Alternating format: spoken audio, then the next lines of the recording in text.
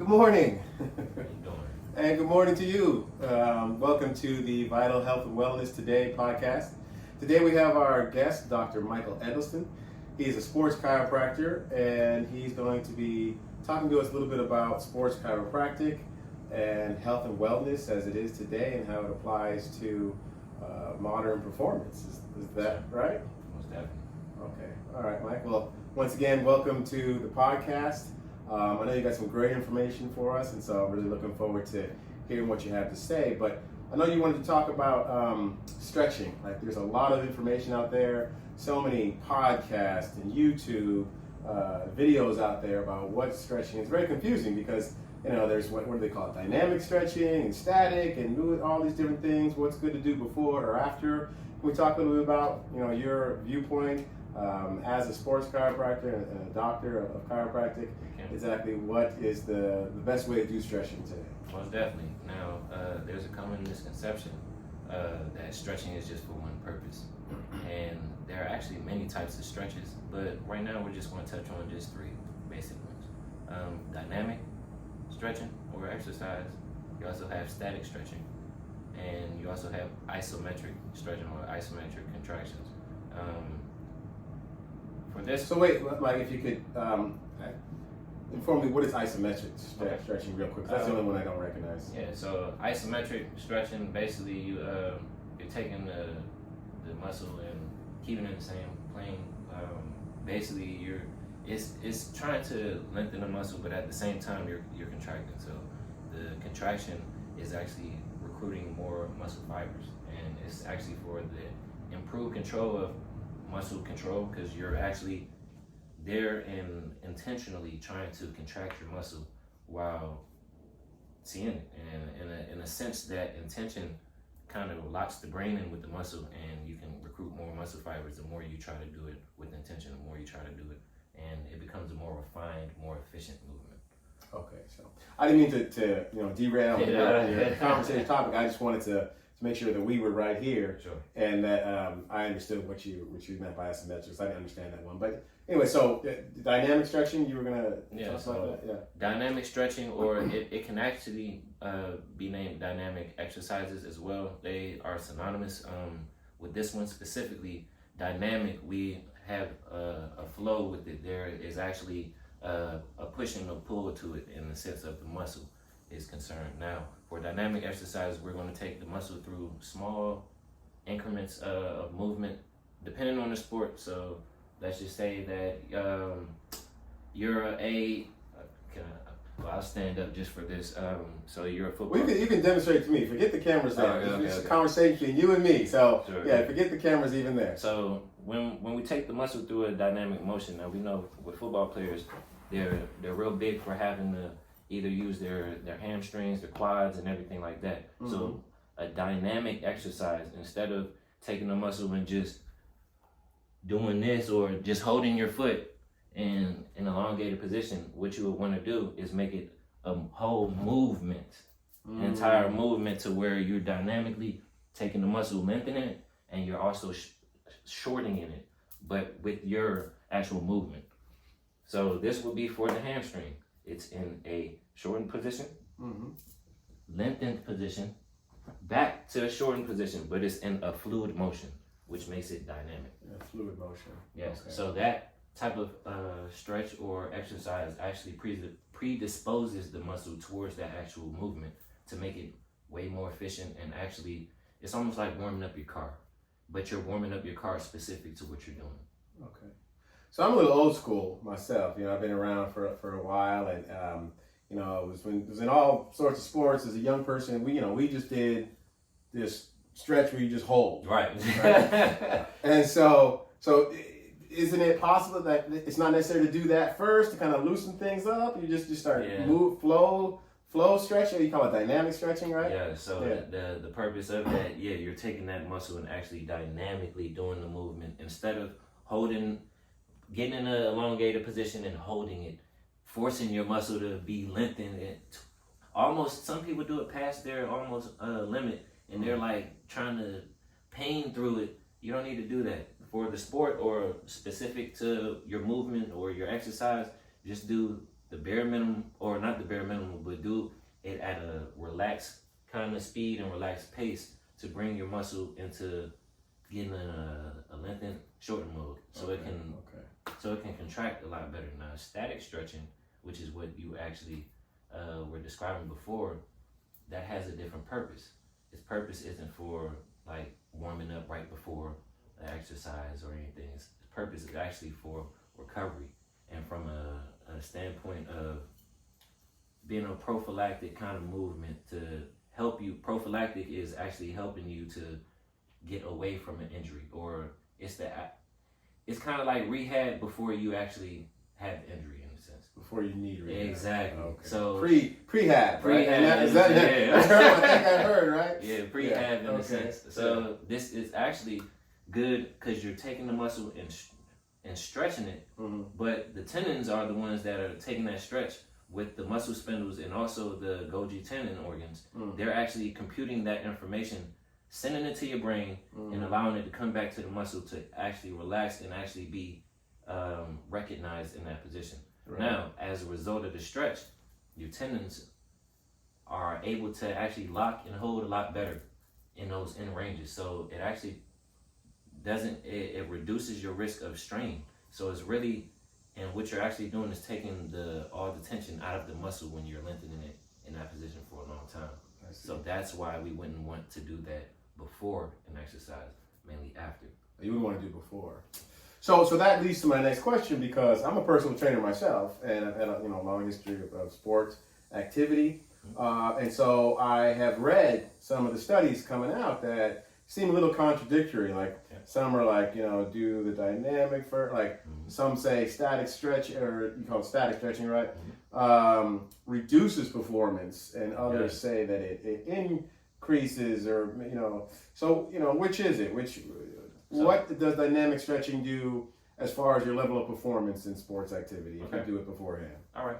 So beforehand, like I was saying, dynamically, let's just say, so theoretically, if you're going to play basketball, you would theoretically now, the person that shoots 100 jump shots, as opposed to the person that shoots maybe even 2 a day, which one would be predisposed to actually making their jump shots during the game?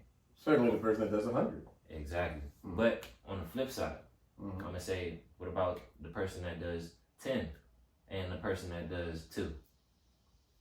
I still think it would be the person that does 10. Okay, there we go. Now, I say that to say that we're doing these movements over and over, preparing for a game time situation, or preparing for our exercise, which would be a game time situation. Now, these dynamic motion actually take you through the whole movement, through the lengthening and shortening of that particular muscle in that particular plane of the actual movement or whatever you're doing in the sport. And you're actually predisposing that muscle to that action every time. You see what I'm saying? Yes. So it's like warming up the car, or you're actually warming up the muscle in a sense for that specific exercise. Now, somebody wouldn't do basketball type shots for football. For what? Why would you be shooting a jump shot if you're going to be playing a sport where you're just catching or throwing a football or trying to juke somebody? Those are totally different muscles that are used in a totally different kind of playing and exercise pattern, I would say. So there's much more specificity to it. Exactly. You're not just doing any random stretches or random dynamic stretches. Sport. You're doing sport-specific dynamic exercises. Yes, sir. Would that also relate to things that are not group sports, say like weight training or something like that? Would you then, like, if I'm going to do upper body, resistance training, should I then not bother to do any dynamic stretches for lower body? Great question. Now, so I'm gonna take that 2 ways. Also, I'm gonna explain So let's just say this: when you're doing the exercise, let's just say you're doing upper body, you're going with your bench, right? So a pre-exercise to this, and there are different progressions to dynamic exercises, because you can increase resistance by either putting bands around somebody's arm and kind of having them retract the scaps, going through that motion, going all the way up, making sure their back is retracted. Protracted. Then you retract the scaps when you're in this position. But it's also a tightening of the the pecs through that intention of that motion. Now, this is exactly what you do for a bench, is it not? It is. Just doing it by yourself, this is a dynamic exercise right here. Okay. Yeah. You're taking that muscle from the pec perspective. You're taking the pec, lengthening it. Right. Shortening it. The back, you're lengthening it. Shortening it.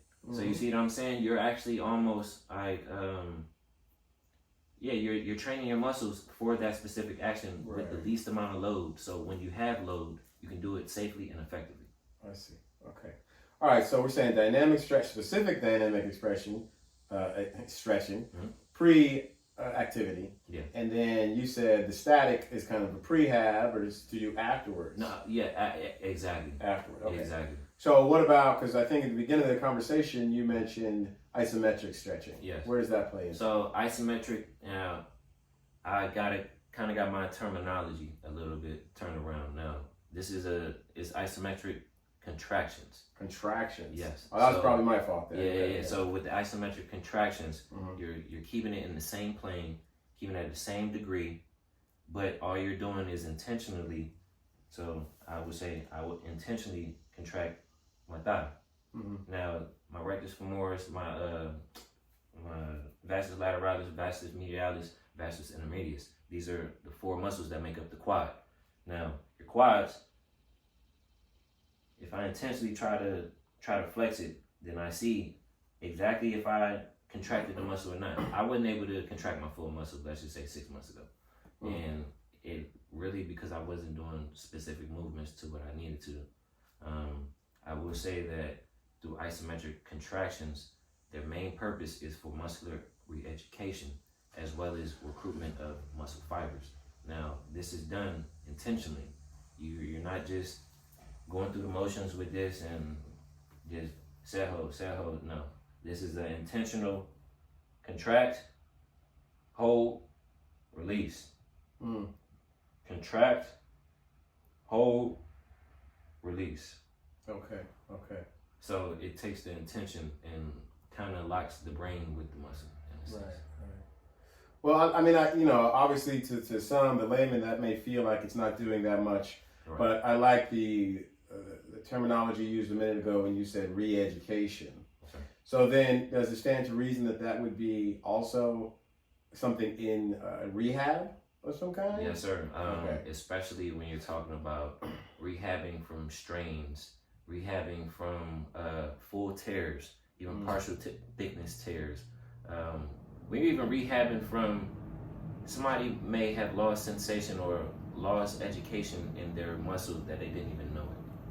Like myself, I said my quads were turned off in a sense. I had injuries in the past that had predisposed let's just say my body got out of alignment and it created compression in certain areas which turned off my quad. And as a result, I just started going through the motions, never even noticed, and never was training the muscle fully. So by the end of it, it was a huge noticement, or I noticed it, that I basically didn't have much function or feeling in this area.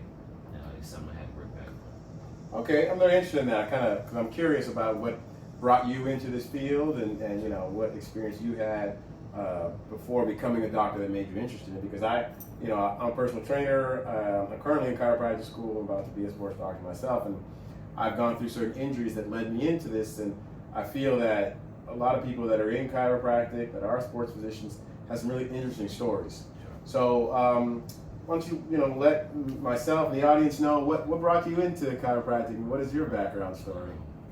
So I will say that growing up, I didn't know much about what a chiropractor was or any real profession in the medical or holistic community other than a medical doctor, your family practitioner. Right. That's all. Good old MD. Exactly. Yes. That's all I really know. So let's just, I'm going to cut a lot of this story out and just get to the meat and potatoes. I graduated from Morehouse, ended up. Okay, HBCU? Yeah, man. Gotta represent. I ended up parlaying that after I graduated into a job with the NFL for athletic training. Now, I originally got into athletic training because I thought it was a stepping stool in a sense to physical therapy. Now, after working with the NFL for 2 years, I went back to Georgia to get my master's at Life University.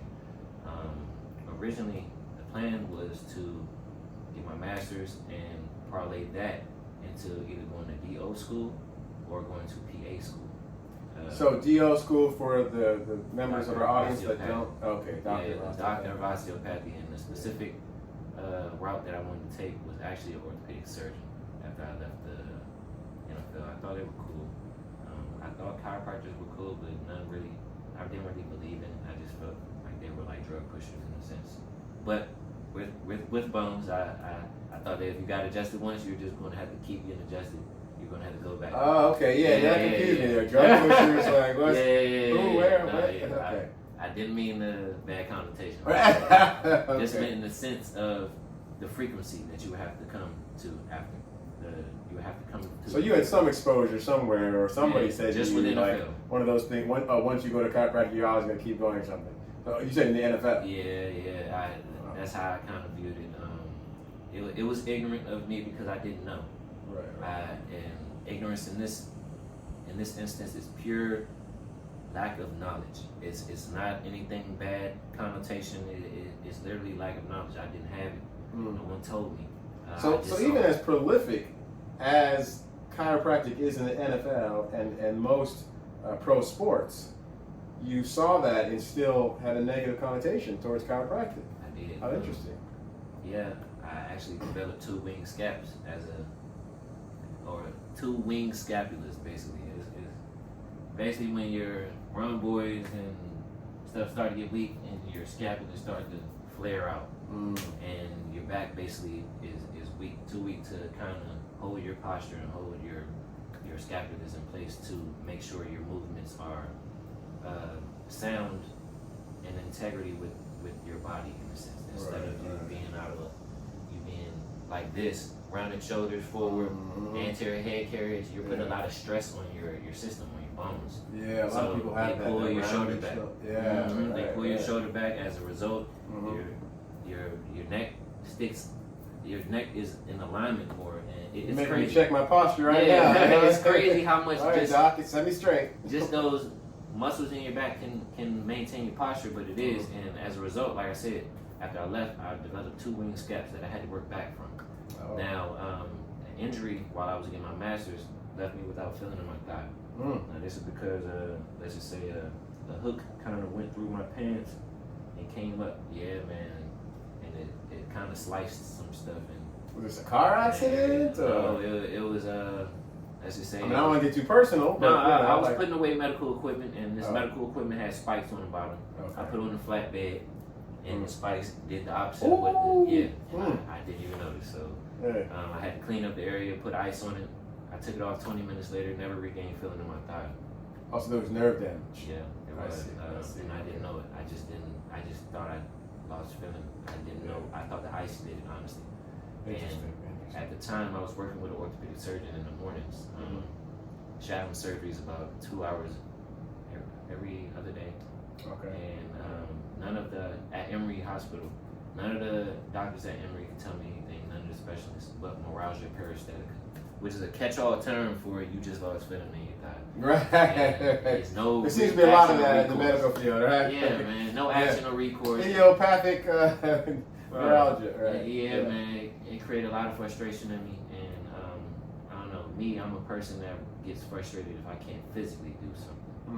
I'm right there with you. Yeah, man. So, by the way, one of my professors at Life University ended up doing some muscle tests on me, telling me my rectus femoris, which is one of your quad muscles, and also my psoas muscle, which is the muscle that connects your thigh to basically your rib or basically your abdomen area. It allows your foot to do that. So the muscle does this. That muscle was turned off, and I didn't know what to do for it. He told me to go see a sports chiropractor. I ended up doing that. Talked with him. I saw the sports chiropractor. His name was Dr. Rao. He adjusted me, said just let that sit, see how it feels. I'm familiar with Dr. Rao. Yeah, shout out to Dr. Rao. Shout out Dr. Rao, man. You've been the director of sports chiropractic here for years and years at Life University, and is now stepping away from being the director there. But great guy. Great guy, man. Yeah. And let's just say 2 weeks later, within this 2 week time, he probably adjusted me 2 times within this 2 week time. I woke up a random morning and my arm literally just brushed against my leg, and I could feel it. Previous 6 months, it had been a 0 out of 10 as far as feeling. Wow. That day, it was a 2 out of 10, but it was a win. Small win, but a win. That is a win. Which I verbalized to him, and he adjusted me again. A couple days later, I had full feeling, full function. And me, I'm a lover of knowledge, so I had to know what it was. Dr. Rao would not tell me. He let me see for myself, and that was the best decision. I appreciate you, Dr. Rao. You unleashed the beast because you allowed me to explore the possibilities that were going through my mind and actually kind of come up with solutions and come to resolutions within my own self that kind of permeated and allowed me to help others. So I appreciate you, Dr. Rao. That's great. Yes, I've had his arthrokinematics class and go over to Kennesaw State University, adjust athletes with him there. So he's a good guy. But getting back to you, and so did that translate then into boom, I'm going to become a sports chiropractor? Or? It actually kind of did, and not the adjustments themselves, although what came from the adjustments were the biggest part of why I was interested in trying to learn about chiropractic more. It actually was through helping people, honestly. By way, I've allowed to, or I've been blessed, or other people have been strong enough that they've seen a lot of good, a lot of progressions in me giving them adjustments. Okay. There were huge finds that I never even expected that kind of shocked me. People that were able to jump when they haven't previously been able to jump their whole lives, run. Also doing different movements, being able to use the bathroom when they were constipated after 3-4 days. Well, that's an important one. Yeah, man, you don't know how important until you're going through it. Exactly, right? And I didn't know this until they told me. And jumped off the table, rushed into the bathroom, in tears of joy. And they were happy that it can go now. Right. And just by me learning exactly what happened to me and what my body was doing out of protection, and how Dr. Rao, or the adjustments that Dr. Rao gave me, allowed my body to open up and kind of motion places that wasn't motioning and turn places on, in a sense, communication. Right. I found out that was my lateral femoral cutaneous nerve that comes from my lumbars. And when he adjusted me, everything was set up in a way that it removed the interference, and my brain was able to communicate with my thigh again by way of my nerves. And this removal of interference allowed for life to kind of turn on in those areas, and I saw it in real time. And I also saw it in other people, and they've seen it in themselves as well. So I feel like you've got a very interesting story in the sense that you worked, as an NFL trainer, pre-chiropractic and your master's, and now you've graduated from Life University and have become a successful sports chiropractor, and now works with all sorts of professional athletes. And before, when you were a trainer, you didn't believe in chiropractic. Now you are a chiropractor for professional athletes. Can you speak to a little bit like what that looks like, the difference, and how that integrates and informs your practice now? Oh yeah, for sure, man.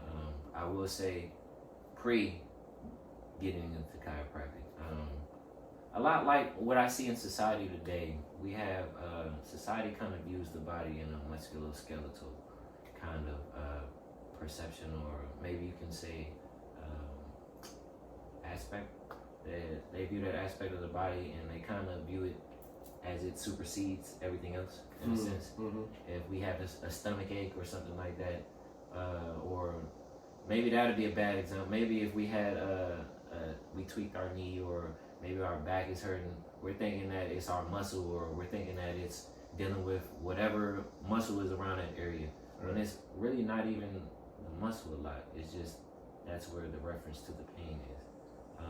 The pain signal is actually from the brain by way of the nerves, and we shouldn't discount the the gravity of the situation when you're talking about how big the brain and the communication to the nerves play a role in our everyday life, whether we feel pain or not, because some people don't feel pain, and that's by way of their nerves. It's crazy, man. Once your outlook on the body changes towards a more neuropathic, kind of neurological kind of space or perspective, it shows you how big communication is with the body, and how important our brain and our brain and the nerves that terminate from our brain are to function in life in us, period. Because our nerves influence our heart rate, our nerves influence our brain activity, our nerves influence our mood, our nerves influence what we actually experience within our own flesh and our own body. So our nerves kind of count in totality with everything. They're the only system that kind of relates to every system in your body and every inch of your body, and we kind of discount that. But I will say we aren't taught that in school. We're kind of taught the medical model of just everything being chemically related, or we need a pill to kind of quiet our body, or kind of rectify the situation within us, whatever that may be. All of our diseases are just chemical insufficiency, right? Yeah, exactly. But so it sounds like you're saying that a chiropractor, a sports chiropractic or otherwise, is not necessarily a musculoskeletal doctor, but a nerve doctor. Correct. Now, since we are in the profession of athletes and professional muscular output now, a lot of what we do as a sports chiropractor may be predicated on your muscular output, but it's really neural, and it's really about the communication to those muscles that we're worried about. We're not so worried about the actual muscle itself, because we know that the communication, as long as communication is fine, the muscle will rehab, it will actually grow, it will assimilate cells, it will proliferate, it will do everything it needs to. Now, within the limitations of the body, I will say, but it will do everything it needs to. So neuromuscular adaptation is what you're about. Okay.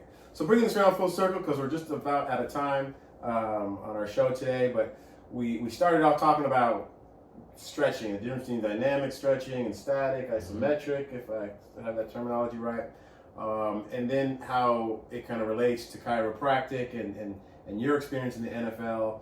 I've noticed, that, like I said, I'm a little old school, did all sorts of sports when I was young, 30, 40 years ago, and we did just the static stretching and, kind of that movement stretching was something you see ballerinas do, and, it wasn't very manly per se. Me too.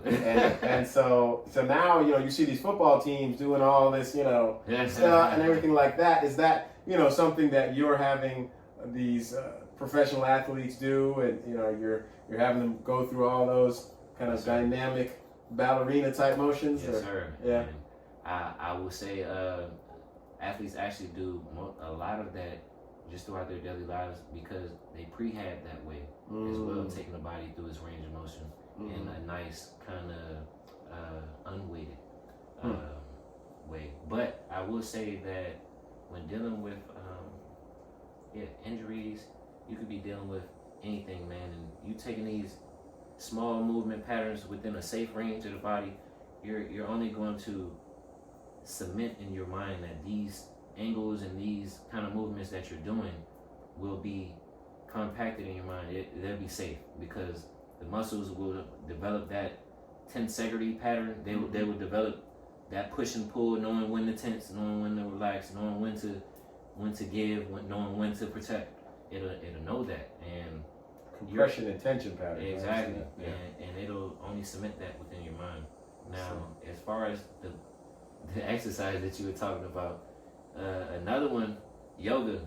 Yoga has a lot of movements that a lot of people would think are girly or would think negatively about if you're coming from a male perspective. But yes.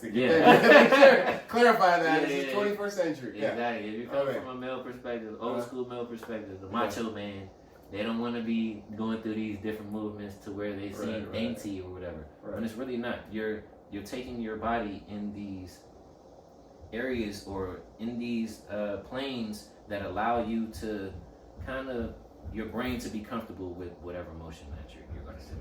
It's interesting you say yoga because even as you were going like this, I was thinking Tai Chi. Yeah. And I was like, maybe I should get myself into a Tai Chi class. Tai Chi is good too. I'm going to check it out based on our conversation, Dr. Mike. But that's all the time we have for today. I want to thank you for coming and informing us with this great amount of science background and information and your experience. And I want to let you know we really appreciate you coming by, Dr. Mike. I appreciate you for having me. All right, thank you very much. And that's all we have for today. Thank you for joining us. Good luck on those finals.